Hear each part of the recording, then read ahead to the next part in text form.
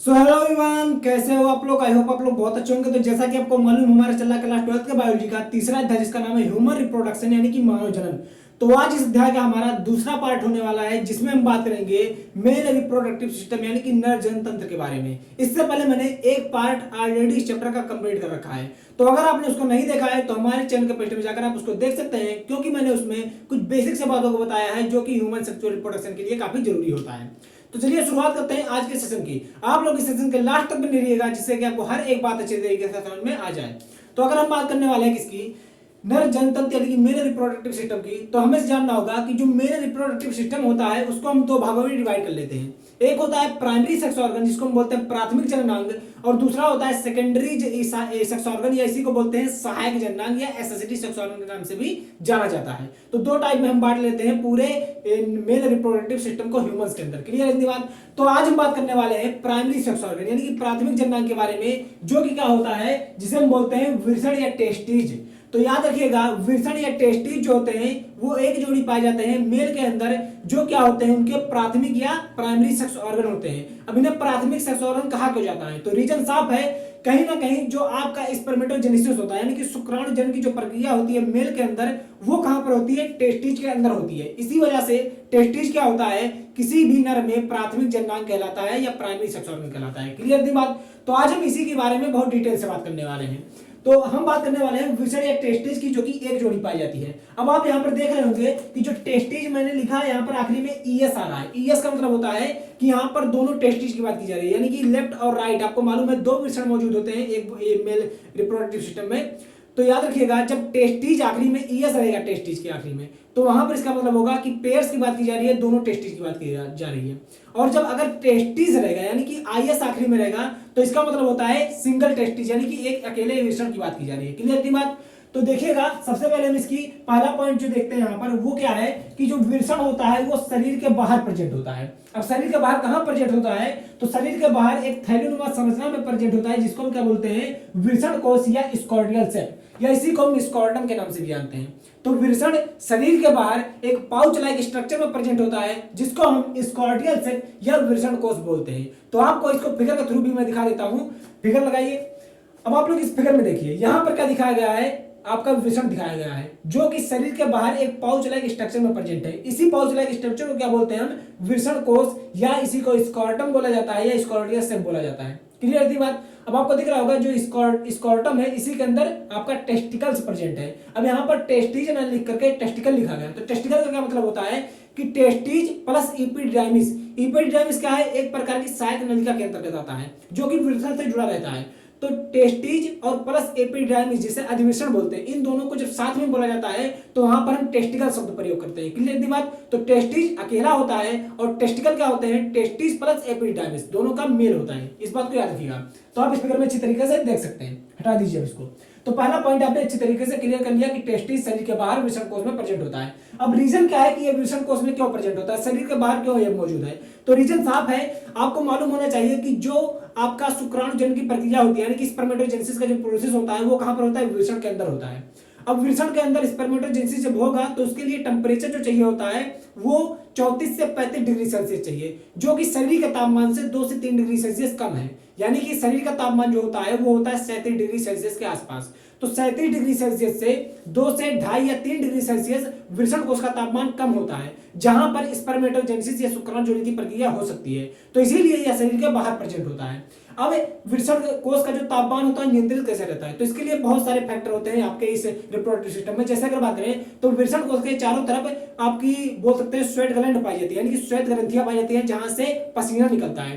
तो जब पसीना निकलता है उस आपके वृषण कोश के आसपास गर्मियों के मौसम में, तो जब हवा लगती है वहां पर तो कूलिंग इफेक्ट आता है, यानी कि ठंडा महसूस होता है, जिसकी वजह से टेम्परेचर वहां का मेंटेन बना रहता है। क्लियर थी बात। तो ये सारी बातें आप लोग याद रखेंगे वृषण कोश के बारे में। अगला पॉइंट हम देखते हैं। तो अगला पॉइंट क्या है कि वृषण कोश में वंशण नाल या जिसे इंगुइनल कैनाल बोला जाता है इसके द्वारा आता है। तो आपको एक बात मालूम चल रहा होगा कि जो वृषण है वो वृषण कोश में पहले से नहीं मौजूद था, वो बाद में आया है, और जिस नलिका के द्वारा वो वृषण कोश में आया है उसी नलिका को हम इंगुइनल कैनाल बोलते हैं।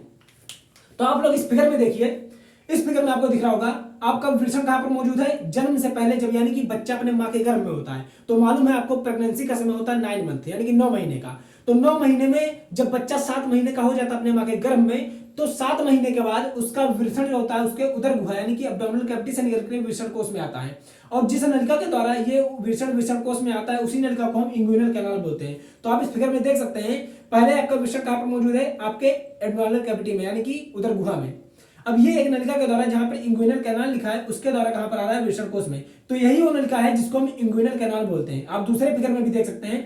तो इस फिगर में आप लोग देखिएगा, यहां पर भी आपको आपका टेस्टिस वृषण कोष में उदर गुहा में दिखाया गया है। उसके बाद वो धीरे धीरे कहां पर आता है, आपके वृषण कोष में चला आता है। और जिस नलिका के द्वारा आता है उसी नलिका को इंग्विनल कैनाल बोलते हैं। क्लियर है बात, हटा दीजिए इसको। तो आपने दूसरा पॉइंट भी क्लियर कर लिया है। अब तीसरे पॉइंट की ओर हम बढ़ते हैं। तो देखिए तीसरा पॉइंट क्या कह रहा है, इंग्विनल कैनाल से संबंधित कुछ बीमारियां होती हैं, यानी कि आपके इंग्विनल कैनाल से संबंधित कुछ बीमारियां हो सकती हैं। जैसे कि बात करते हैं, पहली बीमारी है इंग्विनल हार्निया, जिसको हम बोलते हैं हिंदी में वंचड़ हार्निया। अब वंचड़ हार्निया क्या होता है, तो हार्निया में क्या होता है, इसमें इंटेस्टाइन का कुछ भाग कहां पर आ जाता है, वृषण कोष या स्कॉर्टम में आ जाता है। अब देखिएगा, मैं फिगर के थ्रू आपको दिखा रहा हूं। इस फिगर में देखिए आप, यहां पर आपको एक नॉर्मल वृषण कोष दिखाया गया है, स्कॉर्टम दिखाया गया है जिसमें टेस्टिस प्रेजेंट है। क्लियर दी बात। उसके साइड में आप जब देखोगे तो वहां पर दिखाया गया है इंग्विनल हार्निया इनटू स्कॉर्टियल से क्या स्कॉर्टम, मतलब कि जो इंग्विनल कैनाल है उसके रास्ते वृषण कोष में आ तो गया है, लेकिन ये इंग्विनल कैनाल हो जाना चाहिए बंद, यानी कि समय के साथ साथ ये इंग्विनल कैनाल बोल सकते हैं संयोजित, जिसे हम बोलते हैं कनेक्टिव टिश्यू के द्वारा धीरे धीरे बंद हो जाता है। लेकिन ये जब इंग्विनल कैनाल बंद नहीं होता है तो इसकी वजह से क्या होता है, बच्चे का जो इंटेस्टाइन का कुछ भाग होता है, यानी कि आंत जो होता है वो कुछ उसका कुछ भाग उस इंग्विनल कैनाल के थ्रू कहां पर आ जाता है, स्कॉर्टियल सक में आ जाता है। तो इसी को बोलते हैं इंग्विनल हार्निया, जो कि कहां पर हो रहा है, स्कॉर्टियल सक या स्कॉर्टम में हो रहा है। क्लियर है बात। अब दूसरे आप तीसरे वाले फिगर में देखेंगे तो वहां पर दिखाया गया है इंग्विनल हार्निया इनटू कैनाल, मतलब कि जो आपका इंग्विनल कैनाल है उसके रास्ते में क्या आ गया है, छोटी आंत आ गई है, यानी कि आपके इंटेस्टाइन का कुछ भाग आ गया है जो कि वृषण कोष तक नहीं आया, केवल इंग्विनल कैनाल के अंदर ही प्रेजेंट है। तो इसको क्या बोलते हैं, इंग्विनल कैनाल हार्निया। क्लियर है इतनी बात। और दूसरा वाला है इंग्विनल हार्निया इनटू स्कॉर्टियल सक, और आपका दूसरा नॉर्मल दिखाया गया है। तो इस तरीके से आपका इंग्विनल हार्निया होता है, जो कि दो टाइप का हो सकता है। तो हटा दीजिए इसको।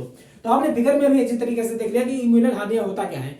जब क्या होता है, इंग्विनल के कैनाल के थ्रू इंटेस्टाइन का कुछ भाग कहां पर आ जाता है, स्कॉर्टियल सक में आ जाता है, ये इंग्विनल कैनाल के ही रास्ते में आ जाता है। तो इस प्रोसेस को क्या बोलते हैं, इंग्विनल हार्निया बोलते हैं या वंचड़ हार्निया बोला जाता है। क्लियर थी बात। तो इस चीज को आप लोग अच्छी तरीके से देख लेंगे। अब हम बात करने वाले हैं हाइड्रोसील।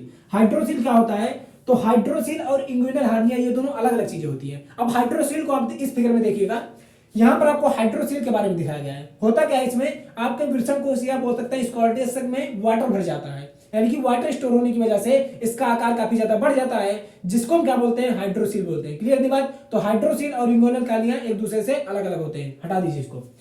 तो आपने इंग्विनल हार्निया समझ लिया और हाइड्रोसील समझ लिया। अब हम बात करने वाले हैं अगले पॉइंट वृषण के बारे में। तो वृषण कोष में दोनों वृषण के बीच में क्या होता है, वृषण कोष पट्टिका होती है, या जिसको हम बोलते हैं स्कॉर्टियल सेप्टम। ये क्या होता है, अब इसके बारे में मैं आपको दिखाता हूं। इस फिगर में आप लोग देखिए, यहां पर आपको स्कॉर्टियल सेप्टम दिखाया गया है, जो कि पिंक कलर का दिख रहा होगा दोनों वृषणों के बीच में, ठीक है। और उससे ऊपर वाले फिगर में देखोगे आप तो वहां पर आपको बाहर से वृषण कोष का संरचना दिखाया गया। बाहर से आपको एक लाइन दिखती होगी गाढ़े कलर की, उसको हम बोलते हैं रेफे।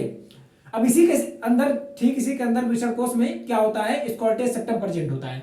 तो ये स्कॉर्टियल सेप्टम क्या करता है, दोनों वृषणों को अलग अलग बांटे रखता है। क्यों, क्योंकि मान लीजिए कहीं एक वृषण में कोई इंफेक्शन हो गया तो वो दूसरे वृषण तक ना पहुंच पाए, इस वजह से दोनों वृषणों के बीच में एक सेप्टम होता है, एक बोल सकते हैं पेशी की संरचना होती है, जो क्या करती है, दोनों वृषणों को अलग अलग बांटे रखती है। उसी संरचना को क्या बोलते हैं, स्कॉर्टियल सेप्टम बोलते हैं या वृषण कोष पट्टिका बोलते हैं। क्लियर थी बात। तो हटा लीजिए इसको।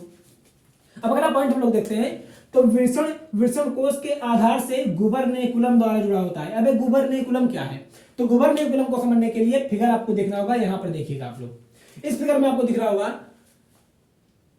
कि जो वृषण है वो वृषण कोष के आधार से जुड़ा हुआ है, और एक छोटी सी बोल सकते हैं तंतुमय संरचना दिख रही होगी पेशीनुमा। ये क्या करती है, वृषण को और वृषण कोष को जोड़े रखती है, जिसकी वजह से वृषण कोष फिर से आपके एब्डोमिनल कैविटी में नहीं जा पाता है। इसी संरचना को क्या बोलते हैं, गुबरनेकुलम बोलते हैं, जो कि आपको इस फिगर में दिख रहा होगा। क्लियर नहीं बात, नीचे की तरफ। तो ये है गुबरनेकुलम, जो कि पेशीय संरचना होती है, जो वृषण और वृषण कोष को दोनों को आपस में जोड़े रखती है। ठीक है, चलिए हटा दीजिए इसको। तो आपने अगला पॉइंट भी देख लिया है। अब हम बात करने वाले हैं अगले पॉइंट की। तो यहाँ पर लिखा है वृषण कोष में डार्टोस मसल यानी कि डार्टोस पेशी, और दूसरा होता है क्रिमेस्टर मसल यानी कि क्रिमेस्टर पेशी पाई जाती है। अब ये क्या करती हैं, ये क्यों पाई जाती है, तो देखिएगा यहाँ पर इस फिगर में आप लोग देखिए, सबसे पहले हम बात करने वाले हैं क्रीमेस्टर मसल की। ये क्रीमेस्टर मसल यहाँ पर दिखाया गया आपको। क्रीमेस्टर मसल के चारों तरफ से किसको घेरा हुआ है, ब्लड वेसल्स को घेरा हुआ है, आर्टरीज को घेरा हुआ है। इसके अलावा आपको पेम्पनिफॉर्म प्लेक्सिस दिख रहा होगा। ये जो पेम्पनिफॉर्म प्लेक्सिस है, यह क्या करता है, ये टेम्परेचर को मेंटेन करता है किसमें, वृषण कोष में, जिसकी वजह से टेम्परेचर वहां पर 2 से 3 डिग्री सेल्सियस कम होता है। क्लियर थी बात। तो बहुत सारे फैक्टर होते हैं टेम्परेचर मेंटेन करने के लिए, जिसमें से एक कारण क्या है, ये पेम्पनिफॉर्म प्लेक्सिस है, जो कि ब्लू कलर का आपको दिख रहा होगा इस स्ट्रक्चर में। और इस सभी वाहिनियों को चारों तरफ से कौन घेरे हुआ है, क्रीमेस्टर पेशी घेरे हुआ है। और इस पूरी संरचना को हम क्या बोलते हैं, स्पर्मेटिक कार्ड बोलते हैं। और इसी के द्वारा क्या होता है, आपका वृषण कोष में लटका रहता है। तो वृषण कोष में कैसे, वृषण जो होता है वृषण कोष में कैसे लटका रहता है, स्पर्मेटिक कार्ड के द्वारा। और इस स्पर्मेटिक कार्ड को चारों तरफ से कौन घेरे हुआ है, क्रीमेस्टर पेशी घेरे हुआ है, जिसके अंदर ब्लड वेसल मिल रही है, आपकी आर्टरीज मिल रही है, लिम्फ वेसल मिल रही है, इसके अलावा पेम्पनिफॉर्म प्लेक्सिस मिल रहा है। क्लियर थी बात। तो ये क्रीमेस्टर पेशी था, हटा दीजिए इसको।